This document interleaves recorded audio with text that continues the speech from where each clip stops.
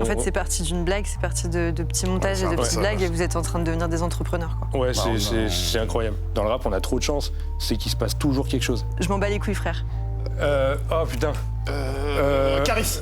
Salut, c'est Lucas et William de La Crème. Et on est sur TikTok. Let's go. Walk it like I talk it. Walk it like I talk it. You walk it like I talk it. Walk it like I talk it. Hey.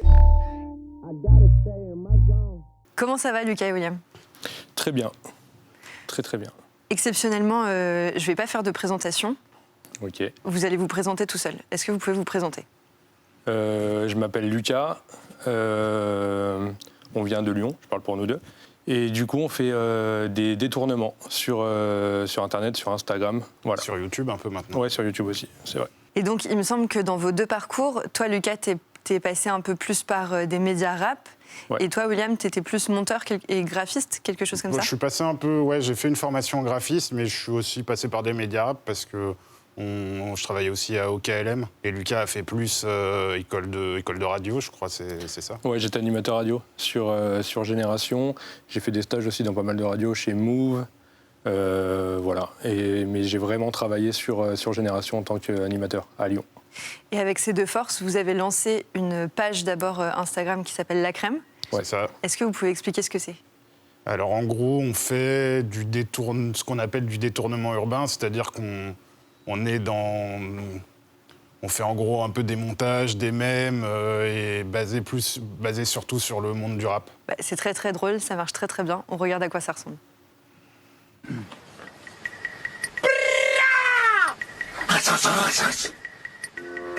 Ça fait du bien, allez, c'est passé. Sous l'équateur du Brésil, entre Cuba et Manille, à l'heure d'été c'est facile, prends-moi la main, viens danser. Et après le sol, elle veut toutes se poser, elles ont pris de l'âge, elle veut toutes se poser. Apparemment tu ne m'aimes pas.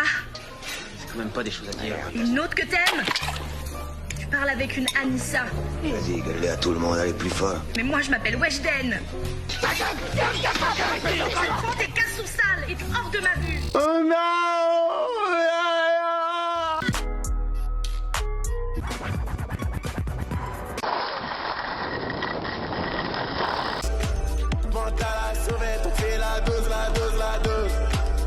Ça va frère le boss, tu es en mode Lacostienne et tout? Moi ouais. Ça va le sang, tranquille ou quoi?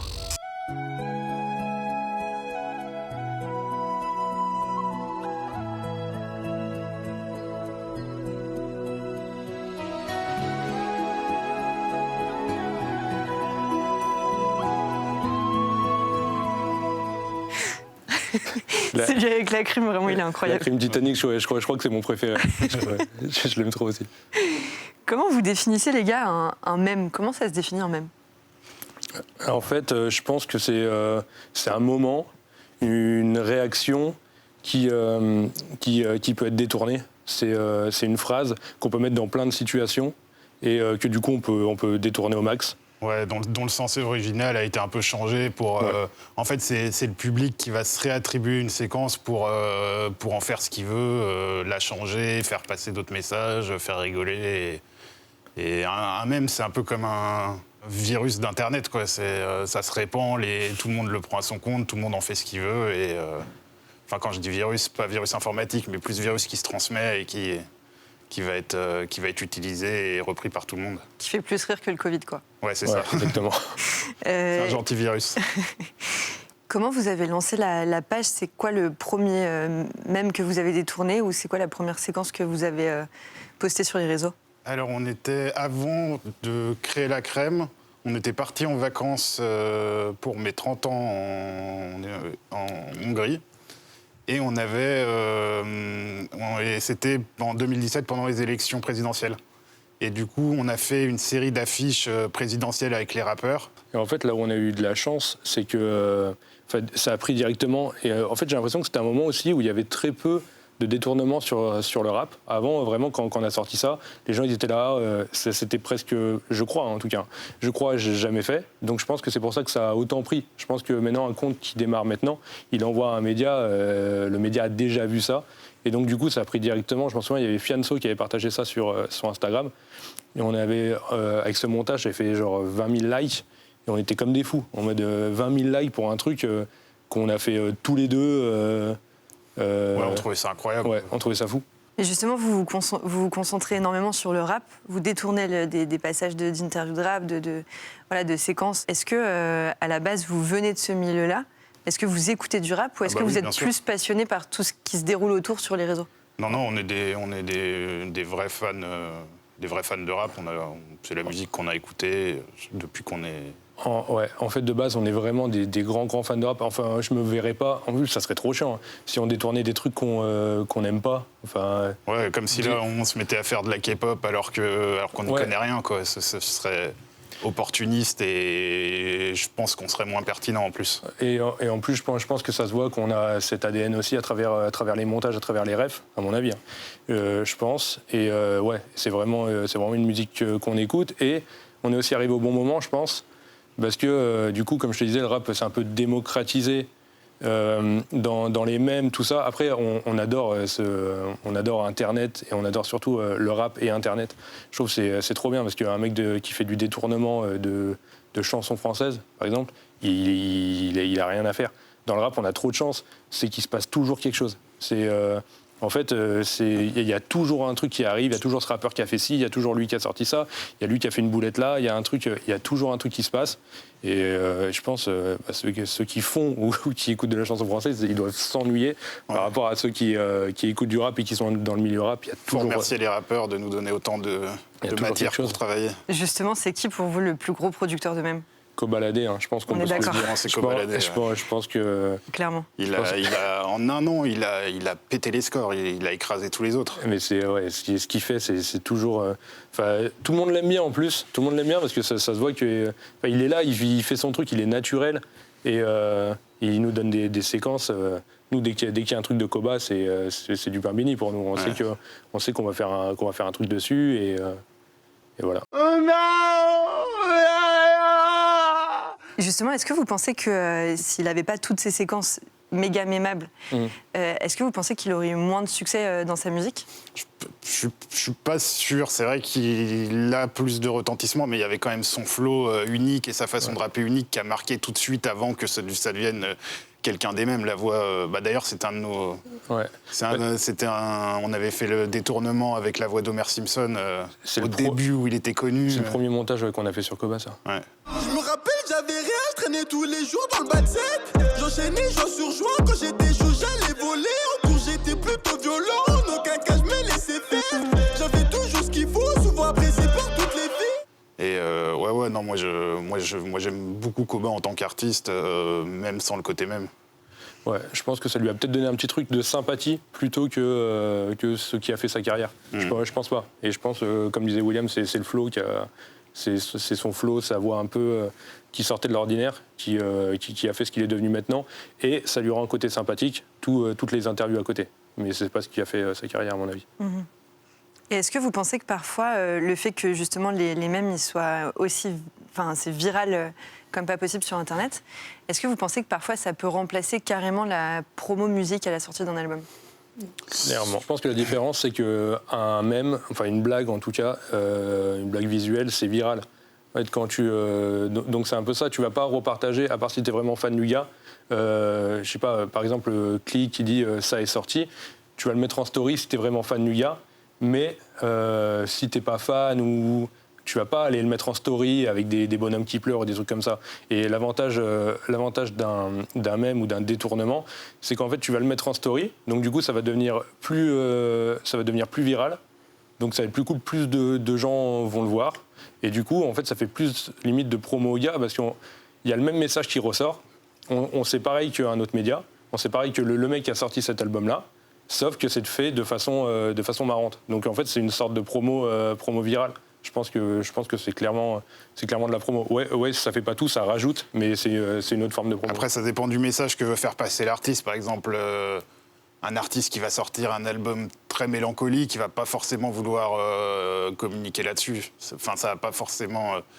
Je pense que ça dépend du message global, mais de toute façon, même si on se moque un peu et tout, ça va quand même lui apporter en notoriété, pas forcément si c'est en message qu'il veut transmettre, mais...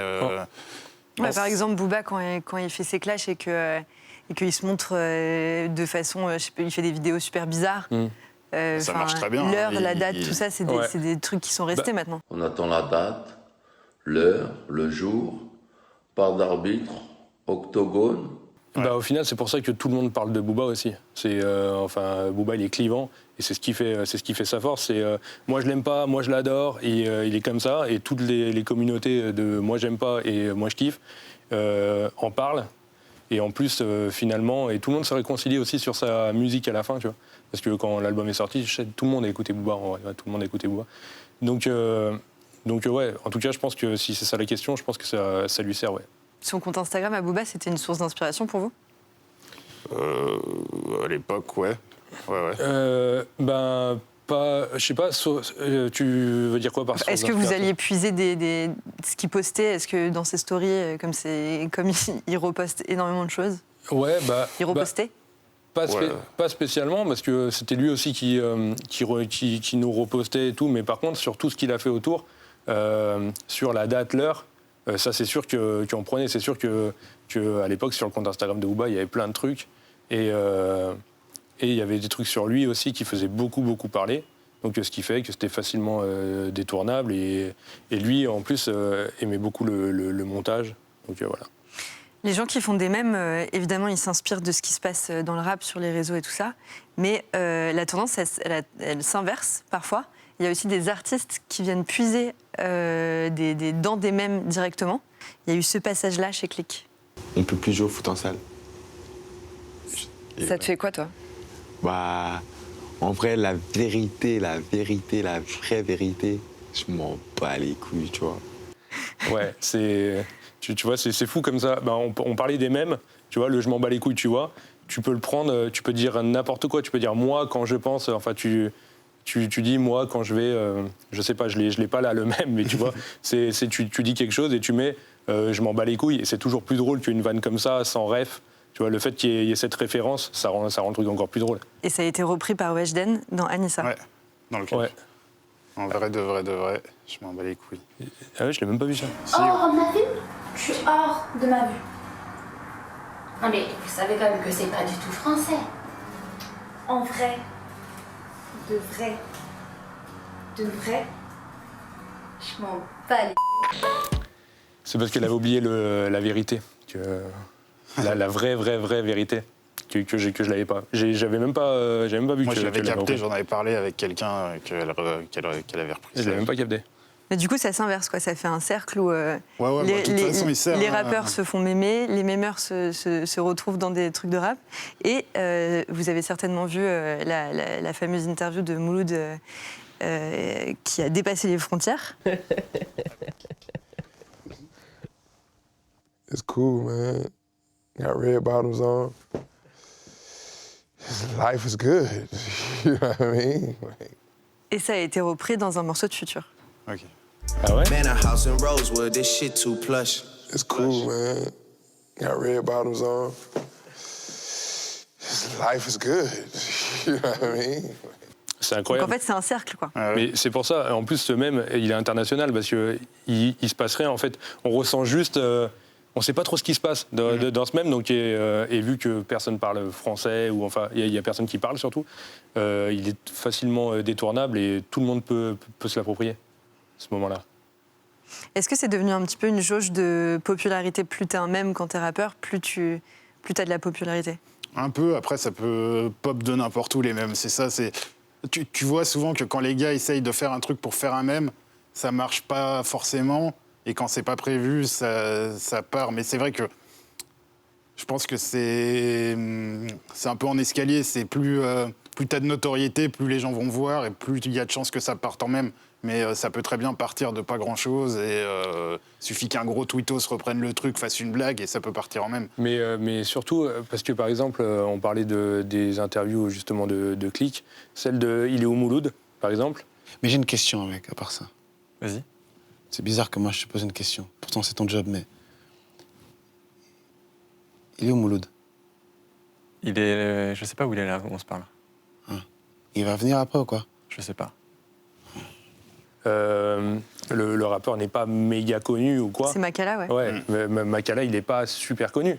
Mais du coup, c'est... En fait, quand c'est repris, Mouloud l'a posté, c'est un peu sorti, c'est un peu allé de partout. Il n'a pas besoin d'être connu pour que le mème soit drôle, mais c'est vrai que c'est toujours mieux de faire quelque chose sur quelqu'un de connu. Et comme disait William, il y a aussi la spontanéité.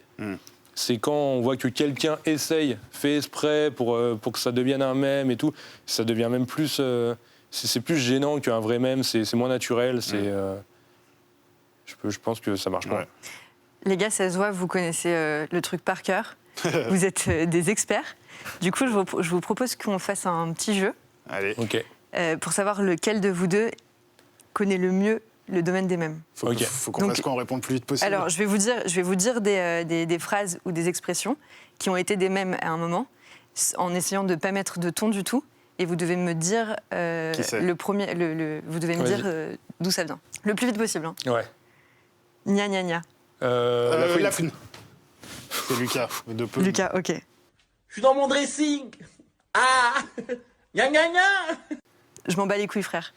Oh putain. Caris. Oh là là, t'es chaud, t'es chaud. Caris, c'est toi qui vas trancher, Justin Bieber ou One Direction? On bat les couilles, frère. On dirait que deux, c'est vraiment des frères. Koba. Ouais. Bien. La police d'une assise étoile a toujours se dire belle. Trop gentil comme côté Là, c'est sentiment. un super beau titre. Carrément, dans le clip, on dirait que deux, c'est vraiment des vrais frères. Celui-ci est un petit peu plus compliqué. Faut que j'essaie de le faire vraiment son ton. Ouh, ouais, ah, je suis bourré. Mister You. Wow, bien. Vous êtes chaud. Vous êtes très très chaud, égalité. Tu connais XV Barbare? Larry. Bien. Tu connais XV Barbare? Ben, cette danse, par exemple, là, quand je me lève et je le fais. Vas-y. Je te montre. Ouais. Ben, tu vois, cette danse-là, par exemple, comme ça. Tu vois? Après, tu peux faire des rotations en mode, tu lances deux coups là, tac, tac. J'ai une histoire, j'ai un background. DJ Snake. Je suis arrivé. En léger Guy. Brulux. Ouais, putain, je l'avais. T'es trop chaud, Lucas. T'es vraiment trop chaud, Lucas. Il est plus rapide que moi. Alors, la dernière, c'est un peu plus pour les anciens. On va voir si vous êtes vraiment chaud. Vas-y. C'est à cause de la neige. Rof, putain. Ah ouais, pour moi, c'est joué. ok. Vous êtes vraiment archi-expert. 6-4 pour Lucas. Bravo, les gars. Merci. Il est trop bien. J'ai envie de rejouer. Moi, je peux jouer toute la journée. C'est quoi votre mème préféré, vous, de 2020? De 2020...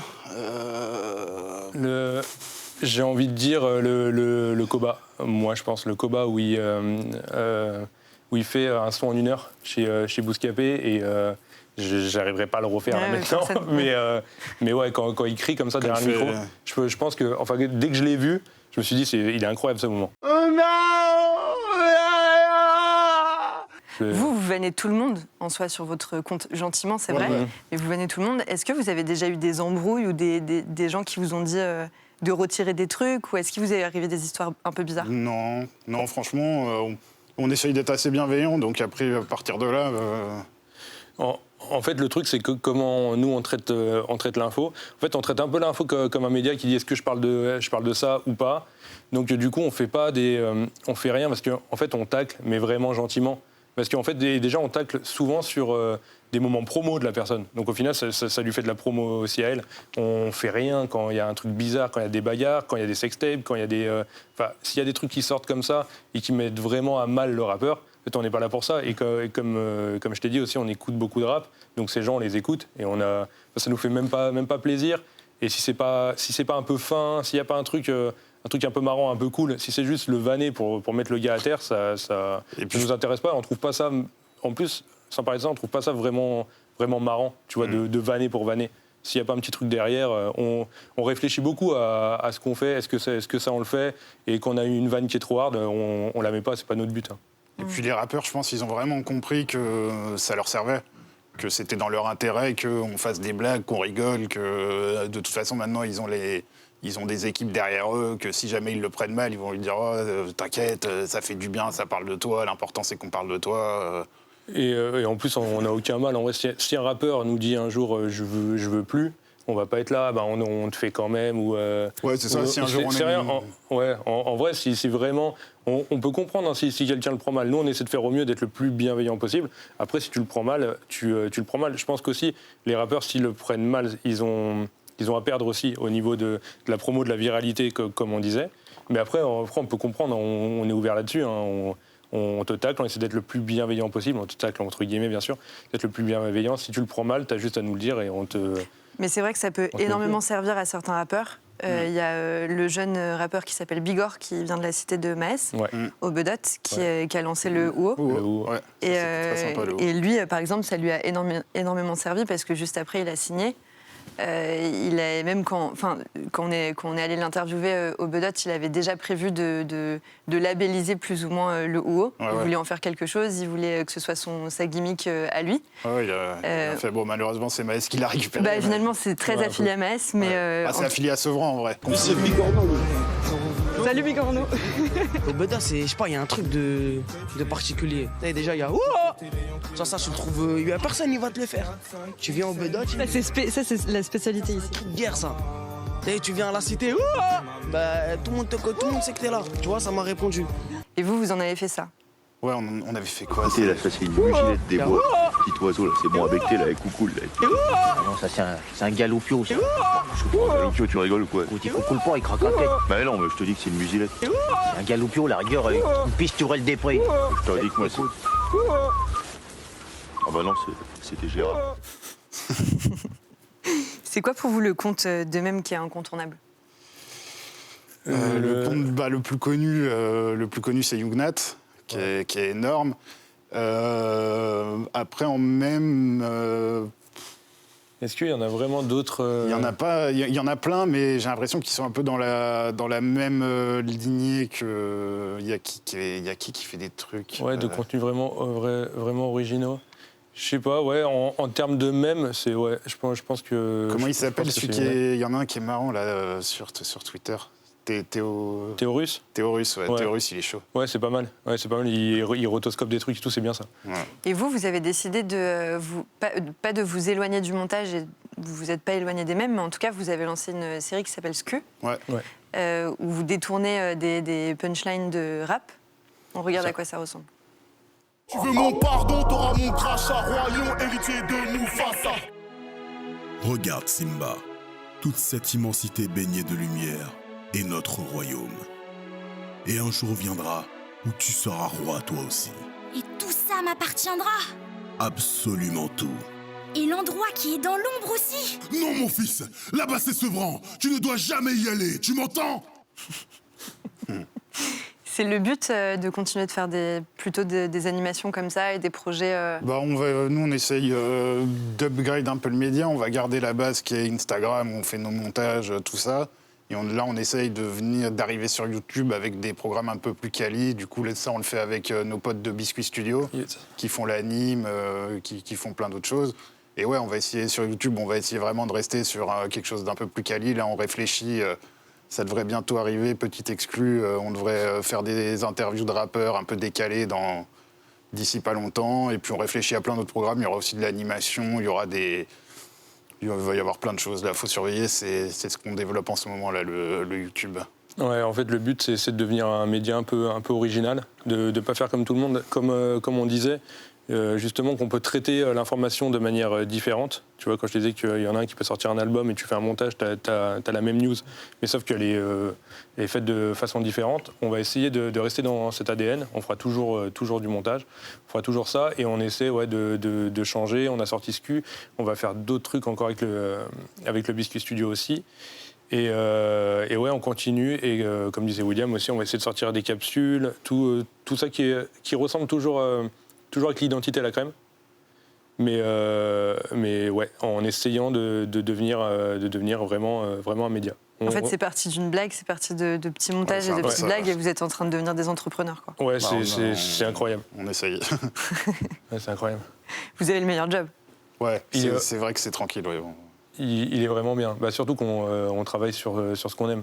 On aime le rap, on aime les mèmes, on aime tout ce qu'il y a autour du rap aussi, et on travaille dessus. Donc c'est vrai que quand ton but de la journée, c'est de faire un bon montage, c'est mieux que être comptable, quoi. Bah nous, en tout cas, c'est tout ce qu'on aime aussi. On vous adore. plaisir. Et merci beaucoup parce que vous nous avez fait beaucoup rire. Et vous avez participé à faire un confinement un peu moins chiant. Beaucoup plus drôle. Comme il n'y a plus les salles de spectacle et tout ça.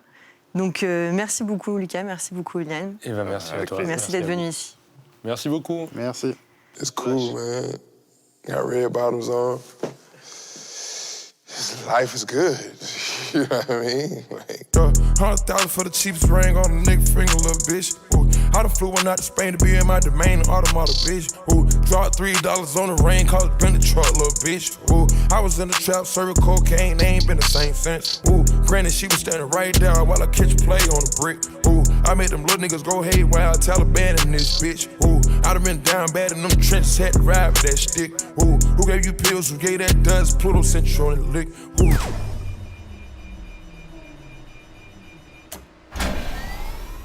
Too many convicts that rolled me to play in this shit. Ooh, round about nonsense, get old summer spreading this bitch. Ooh, they had the counter like lighting it up, nigga, anybody can get it. Ooh, I'm on a PJ lining it up, backwood full of sticky. Ooh, I'm trying to tote that Draco in London and it's extended. Ooh, they gotta stretch a nigga, how we gon' die for this shit? Ooh, yeah, I ride for my niggas, I lie to my bitch. Ooh, we some poor, high class niggas, made it, we rich. Yeah, I was at the band though, got a penthouse for a closet. Ooh, it's like a shando, live on my neck, my wrist. Ooh, I got pink toes that talk different languages. Ooh, got promethazine in my blood and Percocet.